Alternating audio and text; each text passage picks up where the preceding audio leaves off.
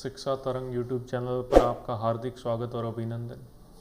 आज हम राजस्थान की जलवायु है उसका अध्ययन करेंगे। अब जलवायु पहले तो होती क्या है वो देख लेते हैं। तो किसी भी भूभाग पर लंबी समयावधि के दौरान विभिन्न समयों में विविध वायुमंडलीय दिशाओं की औसत अवस्था को उस भूभाग की जलवायु कहते हैं।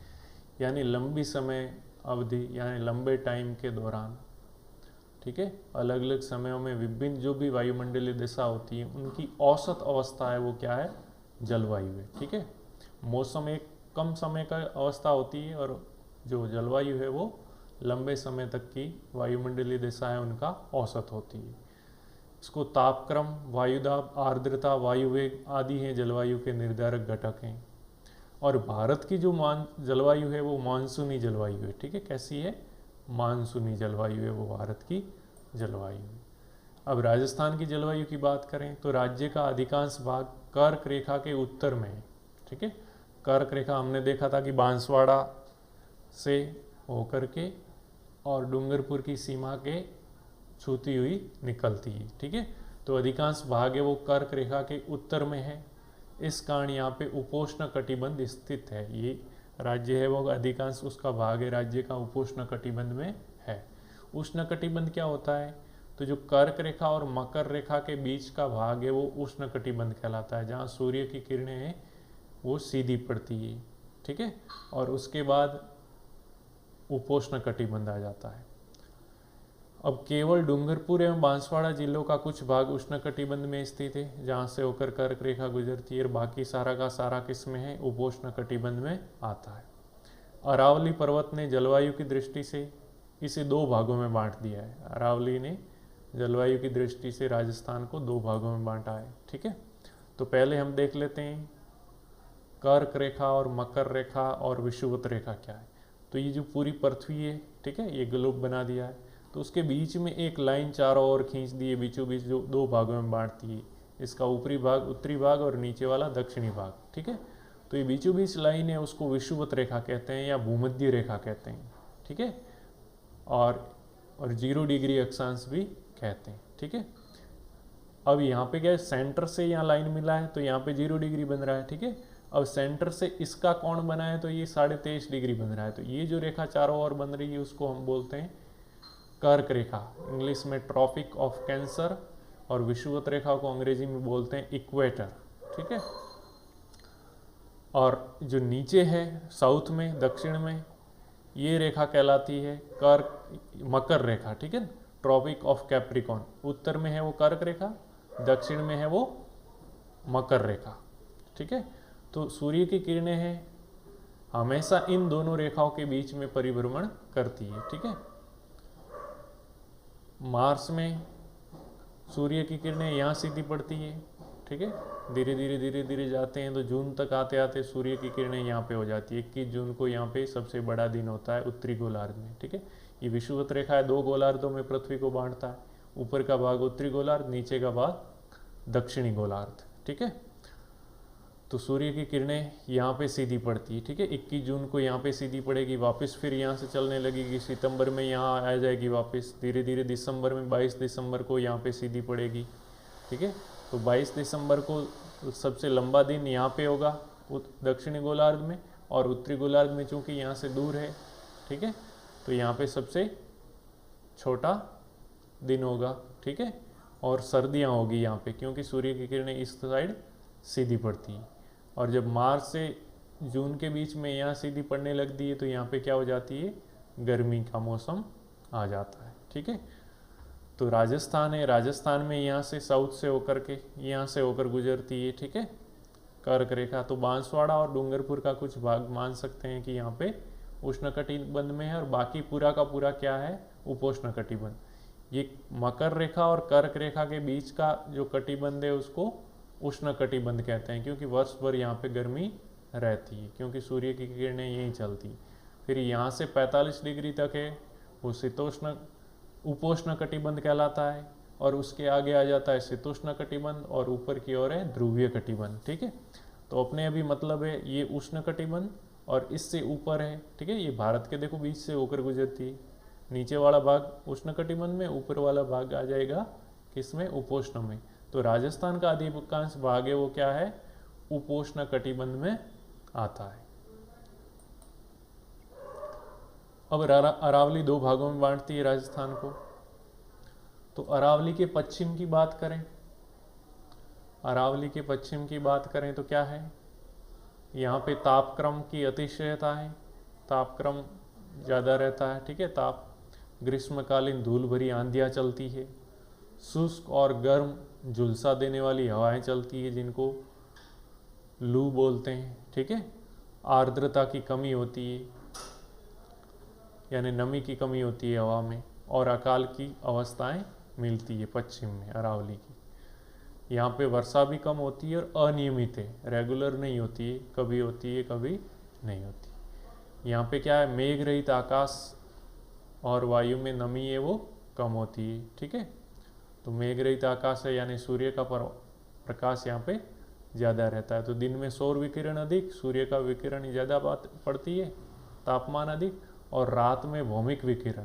जब दिन में सूर्य का प्रकाश आता है उसको सौर विकिरण, और जब पृथ्वी गर्म हो जाती है और सूर्यास्त हो जाता है, उसके बाद जो सूर्य से जो गर्मी है वो पृथ्वी ने ग्रहण की थी वो वापस वायुमंडल की ओर जाने लगती है, उसको भौमिक विकिरण बोलते हैं। तो भौमिक विकिरण भी यहाँ पे ज़्यादा होता है। फिर और क्या है अरावली के पश्चिम में, तो अधिकतम दैनिक तापांतर, ठीक है। दैनिक यानी दिन का तापमान में भी अधिकतम अंतर होता है, ठीक है। दिन में क्या है, गर्मी के कारण तापमान बढ़ जाता है, ज़्यादा हो जाता है, और रात में वापस ठंडी हो जाती है रात, ठीक है। तो ताप का अंतर 15 डिग्री सेल्सियस से भी अधिक हो जाता है। दिन गर्म होते हैं और रातें ठंडी होती है, क्योंकि यहाँ पे अधिकतर क्या है, रेगिस्तान है, और रेगिस्तान होने के कारण क्या है, जो रेत है वो जल्दी तो ठंडी होती है और जल्दी ही गर्म होती है, ठीक है। तो दिन में सूर्य की किरणों से जल्दी गर्म हो जाती है तो दिन गर्म रहता है, और रात को भौमिक विकिरणों का द्वारा जल्दी ही ठंडी हो जाती है, ठीक है। इसलिए दिन गर्म होते हैं और रातें ठंडी, इसलिए दैनिक तापांतर में अंतर होता है 15 डिग्री सेल्सियस से भी अधिक का। औसत वार्षिक तापमान यहाँ पे 38 डिग्री सेल्सियस के आसपास रहता है। वार्षिक यानी वर्ष भर का औसत लें, औसत है इसका मतलब ये नहीं कि पूरे वर्ष भर 38 डिग्री रहता है, कभी 25 भी हो जाता है, कभी 40, 45, 50 भी हो जाता है, लेकिन ये एवरेज लिया है तो कितना है, 38 डिग्री सेल्सियस। अरावली दक्षिण पश्चिम मानसून हवाओं के समांतर है, ठीक है। जो दक्षिण पश्चिम से हवाएं आती है इस साइड से, तो अरावली की साइड भी ये है और हवाएं भी इसी तरह आती है। तो अरावली इनके आड़ी होती तो उन हवाओं को रोक पाती, दक्षिण पश्चिमी मानसून हवाओं को, और रोकती तो वहाँ पे बरसात करवाती। लेकिन ये भी उसी साइड में है और हवाएं भी ऐसे है, इसका मतलब ये हवाएं साइड से गुजर जाती हैं, इन हवाओं को ये रोक नहीं पाती, इस कारण यहाँ पे बारिश है वो कम होती है। और बारिश कम होने के कारण ये अरावली का वृष्टि छाया प्रदेश है। यहाँ वृष्टि छाया प्रदेश का मतलब है यहाँ पे बारिश नहीं होती है, ठीक है। अरावली की पिछली साइड में है इसलिए बारिश कम होती है। फिर अरावली के पूर्व की बात करें तो पूर्व की साइड में तापक्रम में प्राय एक रूपता पाई जाती है, इतनी विषमता नहीं पाई जाती जैसे पश्चिम में होती है। आर्द्रता भी पश्चिम की अपेक्षा ज़्यादा, और सामयिक वर्षा होती है, यानी वर्षा ऋतु में वर्षा हो जाती है टाइम के अनुसार समय पर। और यहाँ की जलवायु है वो अर्ध शुष्क और उप आर्द्र जलवायु। अरावली के पूर्व की बात करें तो, ठीक है, पश्चिम में ज़्यादा दशाएं विषम है। अब देखो एक कहावत प्रचलित है, श्यालो खाटू मारवाड़ भलो। यहाँ तो श्यालो खाटू भलो, खाटू मतलब खाटू श्याम शिखर में, या फिर कह सकते हैं श्यालो यानी शीत ऋतु, मारवाड़ या खाटू श्याम, ठीक है। तो श्यालो यानी शीत ऋतु मारवाड़ में अच्छी है, ठीक है। ऊनालो अजमेर यानी ग्रीष्म ऋतु है वो अजमेर ग्रीष्म ऋतु के लिए उपयुक्त है। नागौणो नितको भलो और श्रावण बीकानेर, यानी नागौर तो हमेशा ही ठीक है और सावन है वो बीकानेर का अच्छा माना जाता है, ऐसी यहाँ पे कहावत प्रचलित है। श्यालो खाटू यानी मारवाड़ भलो, ऊनालो अजमेर, नागौणो नितको भलो और श्रावण बीकानेर, ठीक है। यानी सर्दियों की ऋतु मारवाड़ में ठीक है, अच्छा है। ऊनाला यानी गर्मी है वो अजमेर में, और नागौर है वो हमेशा, और श्रावण है वो बीकानेर का अच्छा माना जाता है। फिर राजस्थान के जलवायु की विशेषताएं, तो राजस्थान के जलवायु की विशेषताओं की बात करें तो यहाँ पे शुष्क और अर्धशुष्क जलवायु की प्रधानता है, ठीक है, क्योंकि यहाँ पे बारिश वगैरह कम होती है, ठीक है। फिर सामयिक वर्षा यानी 90% से अधिक वर्षा है वो गर्मियों में दक्षिण पश्चिम मानसूनी हवाओं से होती है, ठीक है, यानी एक मौसम विशेष में ज़्यादा बारिश होती है। सामयिक वर्षा का मतलब ये 90% से अधिक वर्षा है जो जुलाई से मध्य सितंबर के बीच में होती है वर्षा ऋतु में, ठीक है, और दक्षिण पश्चिमी मानसून हवाओं से होती है। दक्षिण पश्चिमी मानसून हवाएं मतलब अरब सागर से आने वाली मानसूनी हवाओं से। फिर शीतकाल में बहुत कम वर्षा, सर्दियों में बहुत कम वर्षा होती है यहाँ पे, क्योंकि अधिकतर वर्षा है वो वर्षा ऋतु या गर्मियों में होती है, ठीक है। गर्मियाँ मानी जाती है वर्षा ऋतु भी, क्योंकि मार्च से स्टार्ट होती है तब गर्मियाँ ही चलती है, ठीक है, मुख्य रूप से इसलिए बोला गया है यहाँ। वैसे वर्षा ऋतु जुलाई से मध्य सितंबर तक यहाँ पे ज़्यादा बारिश होती है। शीतकाल यानी सर्दियों में कम बारिश होती है। और उत्तर पश्चिमी राजस्थान में भूमध्य सागर से उत्पन्न पश्चिमी विक्षोभों से शीत ऋतु में बारिश हो जाती है। पश्चिमी विक्षोभ से कहाँ से उठते हैं ये? भूमध्य सागर से पश्चिमी विक्षोभ, और उनसे जो शीतकाल में बारिश होती है कहीं कहीं कम होती है लेकिन होती है, और उसे हम क्या बोलते हैं? मावठ बोलते हैं। वेरी इंपॉर्टेंट, कई बार क्वेश्चन आया हुआ है कि मावठ क्या है। तो मावठ क्या है? शीत ऋतु में भूमध्य सागर से उत्पन्न पश्चिमी विक्षोभों से होने वाली बारिश है, ठीक है, इसको राजस्थान में हम मावठ बोलते हैं। वर्षा की मात्रा व समय अनिश्चित और अनियमित है, ठीक है। राजस्थान में वर्षा की मात्रा है कोई फिक्स नहीं है, निश्चित नहीं है, इसलिए अनिश्चित है, और अनियमित है, कभी होती है कभी ज़्यादा हो जाती है कभी कम हो जाती है। ज़्यादा तो क्या कम ही होती है अधिकतर यहाँ पे, ठीक है, और टाइम भी कोई फिक्स नहीं है कब हो कब नहीं। तो ये जलवायु की विशेषताएं हैं। देखो जलवायु शब्द का मतलब ये जल और वायु, ठीक है, जल और वायु को महत्व है। वायु यानी हम कह सकते हैं मानसूनी हवाएं, और जल यानी बारिश का इससे विशेष लेना देना है। तो बारिश पे भी हमारी जलवायु निर्भर है। फिर राजस्थान के जलवायु की विशेषता में और क्या क्या है? तो वर्षा की अपर्याप्तता, यानी वर्षा है वो कम होती है यहाँ पे, सामान्यतः अकाल और सूखा की स्थिति बनती है। वर्षा का असमान वितरण, यानी वर्षा कहीं ज़्यादा कहीं कम। जैसे उत्तर पश्चिमी राजस्थान की बात करें तो वहाँ पे कम बारिश होती है, इसी तरह दक्षिण पूर्वी राजस्थान की बात करें तो वहाँ पे ज़्यादा बारिश होती है। तो इसका असमान वितरण है, ठीक है। और एक तरह से देखें तो गाँव में भी फर्क होता है। एक गाँव में बारिश हो जाती है लेकिन पड़ोस के गाँव में बारिश नहीं होती है, तो इसे क्या बोलते हैं? खंड वृष्टि, यानी कुछ जगह हो कुछ जगह आगे जाके नहीं हो, इस तरह। तो ये भी राजस्थान की जलवायु की विशेषता है, खंड वृष्टि।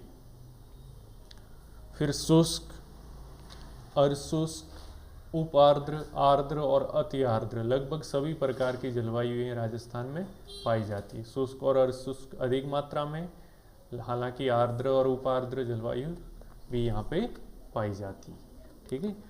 तापक्रम की अतिशयता, ठीक है, तो यहाँ पे तापक्रम क्या है में ज़्यादा अंतर होता है। दैनिक तापांतर की भी बात करें हमें पश्चिमी राजस्थान या उत्तर पश्चिमी राजस्थान में तो बहुत ज़्यादा है, ठीक है। दिन में गर्मियों के मौसम में तापमान ज़्यादा हो जाता है, रात में वापस ठंडा होता है। तो यहाँ पे तापमान में भी क्या है, काफ़ी अंतर देखने को मिलता है। फिर है आर्द्रता में अंतर, ठीक है। तो बलूचिस्तान से आने वाली गर्म और शुष्क हवाएं यहाँ आती है, और इस कारण भी यहाँ पे क्या है, आर्द्रता या नमी कम रहती है, ठीक है, वायु में नमी कम रहती है, ये भी एक कारण है। और तापक्रम की अतिशयता की बात करें तो ग्रीष्म ऋतु है उसका औसत तापमान है वो 35 से 40 डिग्री सेल्सियस रहता है, जबकि शीत ऋतु की बात करें तो यहाँ 12 डिग्री से 17 डिग्री सेल्सियस तक रहता है, ठीक है। क्षेत्रवार तापमान में अधिक अंतर देखने को मिलता है। ग्रीष्म ऋतु में दोपहर में तापमान कुछ स्थानों पे 48 डिग्री से 50 डिग्री सेल्सियस भी पहुंच जाता है, जबकि सर्दियों में रात्रि का तापमान है वो हिमांक बिंदु यानी 0 डिग्री सेल्सियस से भी नीचे कभी कभी चला जाता है। इसलिए तापक्रम की अतिशयता यानी ज़्यादा अंतर पाया जाता है, ठीक है, क्योंकि रात्रि में बालू है वो तेज गति से ठंडी हो जाती है, दिन में गर्म भी तेज गति से होती है बालू यानी रेत, और ठंडी भी तेज गति से होती है। इस कारण यहाँ पे तापमान भी अधिक होता है और सर्दी भी अधिक होती है।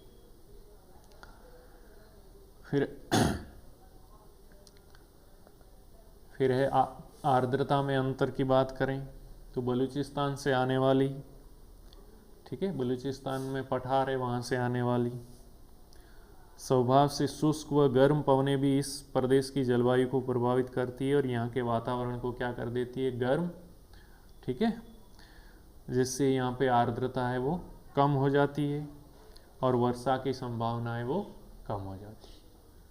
तो ये प्रमुख राजस्थान के जलवायु की विशेषता थी जो आज हमने देखी। फिर जलवायु को प्रभावित करने वाले कारक देखें तो राज्य की जलवायु को प्रभावित करने वाले कारक कौन कौन से हैं। पहला है अक्षांशीय स्थिति। अक्षांशीय स्थिति अभी हमने देखा कि राजस्थान है वो 23.5 डिग्री जो उत्तरी अक्षांश है, जिसको हम कर्क रेखा बोलते हैं, तो बांसवाड़ा से होकर गुजरती है। तो बांसवाड़ा के ऊपर वाला अधिकतर भाग क्या है, बांसवाड़ा तो साउथ में है, अधिकतर भाग है वो हमारा उपोष्ण कटिबंध में आता है, ठीक है। तो कर्क रेखा तो बांसवाड़ा और डूंगरपुर की सीमा को छूती हुई चलती है। तो हमारा अक्षांशीय स्थिति किस तरह प्रभावित करती है कि अधिकांश है वो भाग किस में आता है, उपोष्ण कटिबंध में आता है, ठीक है।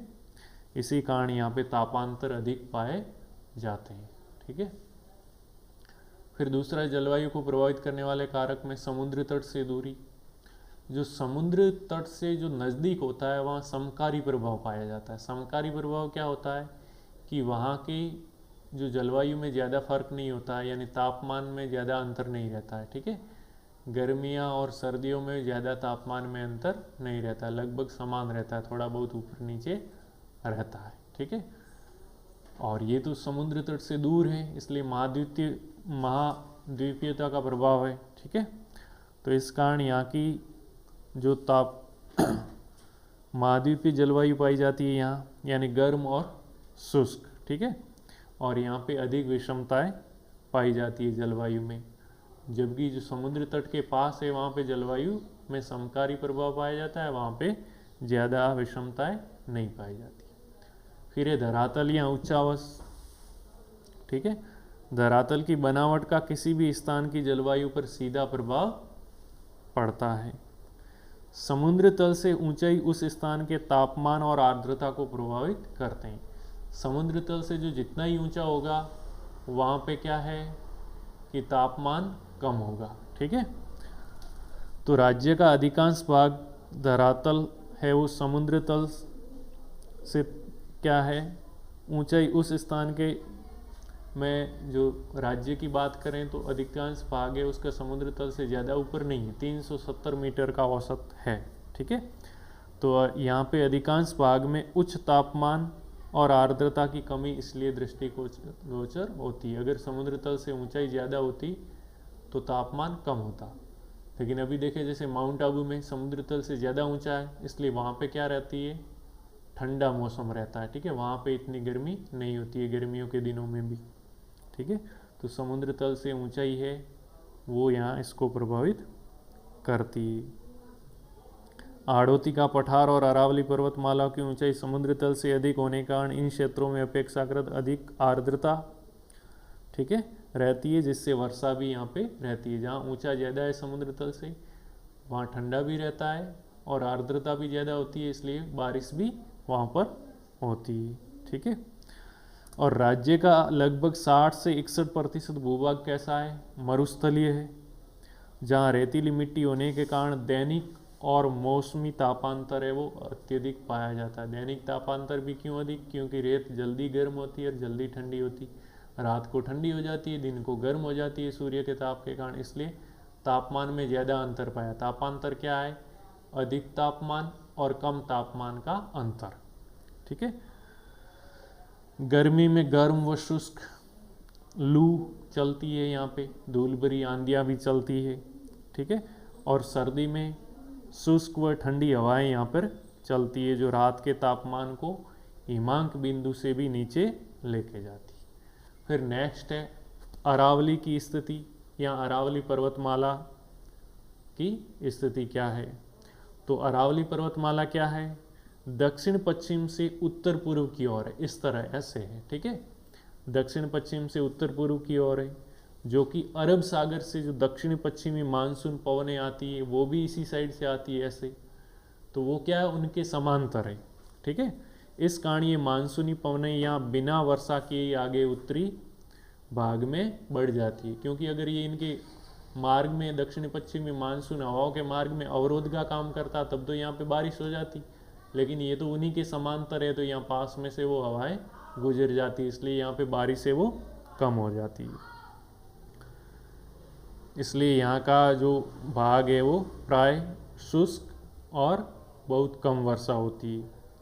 साथ ही बंगाल की खाड़ी से आने वाली मानसूनी पवनें हैं, बंगाल की खाड़ी से, एक अरब सागर से आती है, इस साइड बंगाल की खाड़ी से, तो वो बंगाल की खाड़ी से आने वाली मानसूनी पवनें हैं, संपूर्ण गंगा और यमुना के मैदान को पार कर यहाँ पहुँचती है, जो अपनी आर्द्रता को बहुत कम कर चुकी होती है, यानी अपनी आर्द्रता खो चुकी होती है, तथा अरावली पर्वतमाला के बीच में पड़ने के कारण राज्य के पूर्वी भागों में ही बारिश कर पाती है, ऐसे है।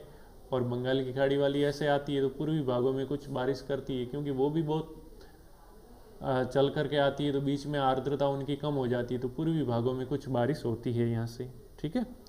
तो पश्चिमी व उत्तर पश्चिमी भाग क्या है, वृष्टि छाया होने के कारण सूखा रह जाता है, गर्म और शुष्क जलवायु है यहाँ पे, ठीक है। तो पश्चिमी भाग क्या है, अरावली के पश्चिम में ज़्यादा सूखा है, तो क्यों कारण, क्योंकि बंगाल की खाड़ी के आने वाला भी यहाँ पे थोड़ी बहुत आर्द्रता होती है, वो पूर्व में बारिश कर देता है, तो पश्चिम में वो भी नहीं जा पाता है, और वो हवाएं तो समांतर निकल जाती है, इसलिए उत्तरी और पश्चिमी राजस्थान में बहुत कम बारिश होती है। और राज्य की जलवायु को प्रभावित करने वाले कारकों की बात करें तो समुद्र तल से ऊंचाई वैसे हमने यहाँ पे देख ही लिया है, ठीक है, धरातल या उच्चावस में वो भी। तो राज्य के दक्षिणी पश्चिमी भाग की ऊंचाई समुद्र तल से अधिक है, ठीक है, दक्षिणी पश्चिमी भाग की अधिक है, अतः इस भूभाग में गर्मियों में भी शेष भागों की तुलना में कम तापमान पाया जाता है। जहाँ ऊंचाई अधिक होगी समुद्र तल से, वहाँ तापमान क्या होगा, कम होगा। माउंट आबू पर ऊंचाई के कारण गर्मी में तापमान अधिक नहीं हो पाता, तथा सर्दी में जमाव बिंदु क्या है, या हिमांक बिंदु क्या है, 0 डिग्री सेल्सियस, ठीक है, उससे भी नीचे पहुंच जाता है माउंट आबू की बात करें तो। इसके विपरीत मैदानी भागों की समुद्र तल से ऊंचाई कम है, तो वहाँ पे तापमान अधिक होगा, ठीक है, और तापमान अधिक होगा और रात को वापस कम हो जाएगा, तो तापांतर भी अधिक होता है। फिर नेक्स्ट है अगला कारक, प्राकृतिक वनस्पति की विद्यमानता, ठीक है, वो भी प्रभावित करती है। तो प्राकृतिक वनस्पति किसी स्थान के तापमान एवं आर्द्रता को प्रभावित कर वहाँ की जलवायु के निर्धारण में महत्वपूर्ण योगदान देती है। राजस्थान के अधिकांश भागों में प्राकृतिक वनस्पति के न होने, यहाँ अत्यधिक कम होने के कारण यहाँ के तापमान अधिक होते हैं तथा आर्द्रता में कमी पाई जाती है, ठीक है। तो ये हो गए राज्य की जलवायु को प्रभावित करने वाले। अक्षांशीय स्थिति ये बताती है कि राज्य किस कटिबंध में स्थित है। समुद्र तट से दूरी जैसे जैसे बढ़ती जाएगी महाद्वीपीयता का प्रभाव बढ़ता जाएगा, समकारी प्रभाव नहीं होगा। धरातल से जितना ऊंचाई के साथ बढ़ेंगे, जितना ऊंचा जाएंगे, तापमान कम होगा और आर्द्रता बढ़ेगी। अरावली दक्षिण पश्चिमी मानसून हवाओं के समांतर होने के कारण उनको नहीं रोक पाता है, तो बारिश कम। समुद्र तल से ऊंचाई की बात करें तो समुद्र तल से जितना ऊंचा होगा उतनी ही क्या होगी, तापमान कम होगा और आर्द्रता ज़्यादा, ठीक है। इसको भी देख लिया। प्राकृतिक वनस्पति की विद्यमानता भी इसको प्रभावित करती है, लेकिन राजस्थान में ये भी कम होने के कारण क्या है, यहाँ पे आर्द्रता कम ज़्यादा पाई जाती है, ठीक है। अब देख लो, हमने ये तो बता ही दिया था कि विषुवत रेखा, ठीक है, यानी इक्वेटर, या दूसरा नाम इसका भूमध्य सागर भी बोलते हैं। ये है उत्तर में, इस विषुवत रेखा के ऊपर वाला भाग उत्तरी गोलार्ध पूरा, नीचे वाला भाग दक्षिणी गोलार्ध। उत्तरी गोलार्ध में 23.5 डिग्री उत्तरी अक्षांश है, उसको बोलते हैं कर्क रेखा, और दक्षिणी गोलार्ध में 23.5 डिग्री, ठीक है, दक्षिणी गोलार्ध में है, तो उसको क्या बोलते हैं, मकर रेखा। ठीक है, देखो कर्क रेखा है, भारत से बात करें तो भारत के कितने राज्य से होकर गुजर रही है, 8 राज्यों से। यहाँ से चल रही है देखो गुजरात, फिर राजस्थान में बांसवाड़ा और डूंगरपुर को छूती हुई निकल रही है, बांसवाड़ा के अंदर से और डूंगरपुर की सीमा के पास से। ठीक है, फिर मध्य प्रदेश, फिर आ गया छत्तीसगढ़, फिर आ गया झारखंड, फिर आ गया पश्चिम बंगाल, त्रिपुरा और मिजोरम। इन 8 राज्यों से होकर के ये बहती है। तो ये भारत का ये भाग तो आ गया उष्णकटिबंध में, और इसके ऊपर वाला भाग है किस में आ गया, उपोष्णकटिबंध में। ठीक है, तो ये बात हो गई। फिर देखो विश्व का मानचित्र देखें तो उसमें भी ये बीचों बीच विषुवत रेखा या इक्वेटर या भूमध्य रेखा, 23.5 डिग्री उत्तरी अक्षांश कर्क रेखा, ये देखो यहाँ से होकर गुजर रही है इंडिया के बीच से होकर के। ठीक है, फिर क्या है, 23.5 डिग्री दक्षिणी अक्षांश मकर रेखा। ठीक है, ट्रॉपिक ऑफ कैप्रिकॉन ये है, ये ऑस्ट्रेलिया से होकर गुजर रही है देखो। तो ये देखो मकर रेखा, विषुवत रेखा और कर्क रेखा, तीनों की तीनों ये जो अफ्रीका महाद्वीप है इससे होकर गुजर रही है। तो अफ्रीका से तीनों ये रेखाएं गुजर रही है। भारत से होकर कौन सी गुजर रही है, कर्क रेखा, और जो विषुवत रेखा है वो भारत के दक्षिण में है। ठीक है, भारत को छू नहीं रही।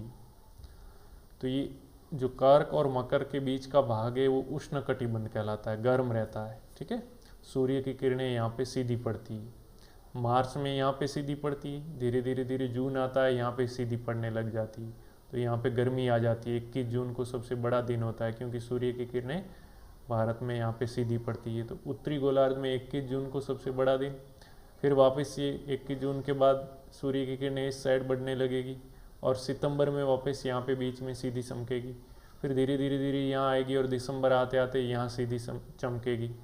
तो यहाँ पे सीधी चमकेगी। तो दक्षिणी गोलार्ध में सबसे बड़ा दिन होता है 22 दिसंबर को, 22 दिसंबर को यहाँ पे सीधी चमकती है। तो यहाँ पे अब भारत से यहाँ उत्तरी गोलार्ध से ज़्यादा दूर हो गई, तो यहाँ पे तो दिन बड़ा होगा लेकिन यहाँ पे क्या होगा, दिन छोटा। दिन छोटा होगा इसका मतलब रातें बड़ी होगी। तो 22 दिसंबर को भारत में रातें बड़ी, ठीक है, और यहाँ पे इस दक्षिण गोलार्ध में दिन है वो बड़े होते हैं और यहाँ पे दिन छोटे।